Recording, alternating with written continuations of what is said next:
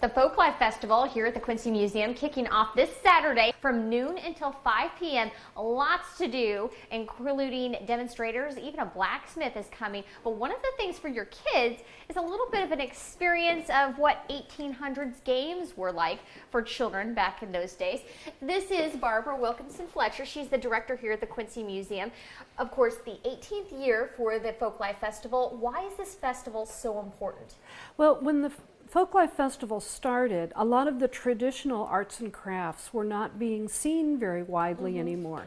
And so my predecessor, Steve Adams, brought together folks like basket makers and weavers and spinners and pottery makers and people that really at that time needed a place to demonstrate their talents. And now today there's more of a resurgence of interest in those traditional crafts, and so we try to remind folks about a lot of these traditional crafts, wood carving and some things like that, that they may not just see everywhere. And another thing you won't see everywhere are these games for children that they played back in the 1800s. What do you have there?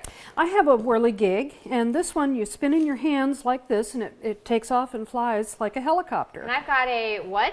You've got ball and cup, okay, and that one is a game of skill, so it takes some practice. I could almost hit my head with this. And this is also a bolo toss. You might know it as redneck golf, but of course bolos, something that who used back in the day? Argentinian cowboys traditionally use these like an American cowboy uses a lasso.